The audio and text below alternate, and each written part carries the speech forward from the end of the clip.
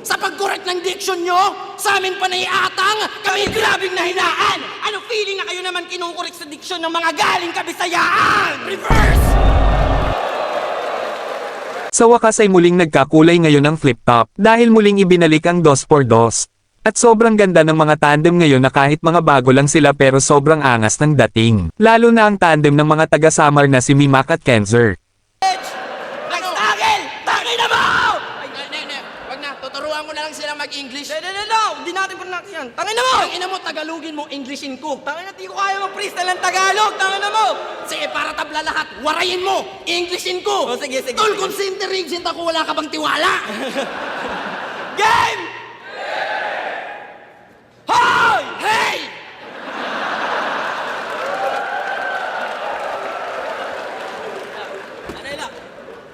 Berat kalahan ni Mamay! Ikaw na yawa kalabay! Ungarang nga makasabay, mga tanga nga naglabay, nga haaknag ka mamatay! Mga dugo na naglalay! Alawas naging pansaray! Kau man ka grabe na makastigo na magalaban pa kabastayan ni Amay! Hoy! Hoy! Ano nung? English na! English na dong! Joke lang yon, day of English ko ngayon! Tan! Puta ka mo!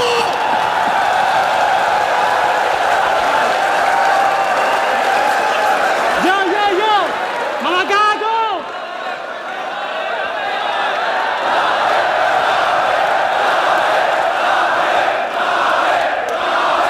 Kita naman sa reaksyon ng mga tao, na sobrang na-hype sila sa tandem ni Mimak at Kenzer. At malinaw naman sa lahat na sa kanila talaga yung round 2. Pero syempre bumawi din naman sila Casper at Hispero. Pero yun nga lang, mas lamang talaga ang Team Waray sa round na yun.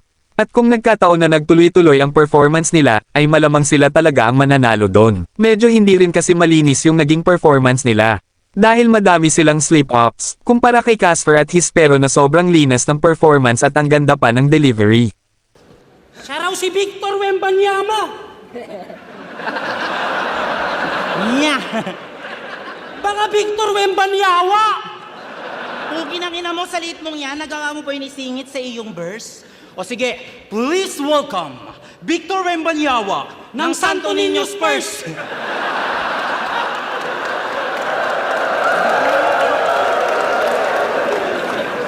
Pero minsan lang mapadayo yung mga bay, kaya malamang yay mga handa.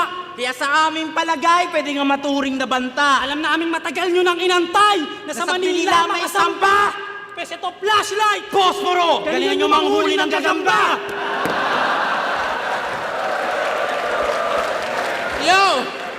At sa kabilang dako naman ng liga, 3D, lumaban ulit sa Motus Battle League. At kalaban niya ang isa sa mga veterano ng flip-top na si Ice Rocks. At dikdikan din ang laban na yun dahil sobrang ganda ng mga pinakita nila. Lalo na itong si Ice Rocks o si Saint Ice, na napaka-smooth ng mga rhyme scheme.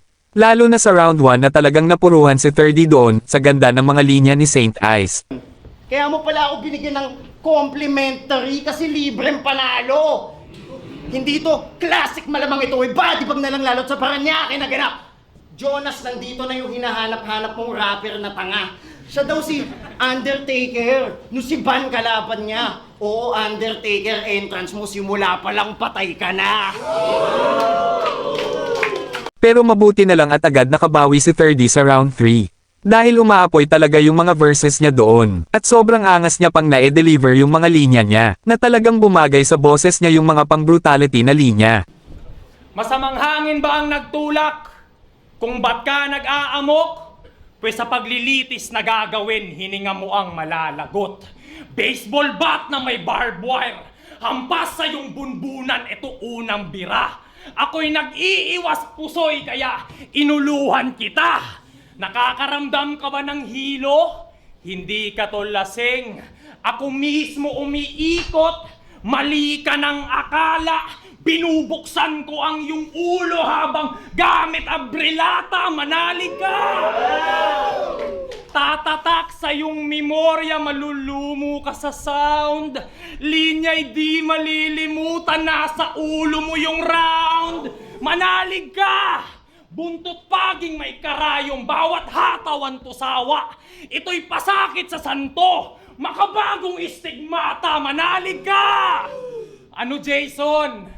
Chainsaw Man, gawin mo man lahat, Tsak na maglalaho, gandahan mo pagkataba sa trisanto, dyan ka ipapako, manalig ka!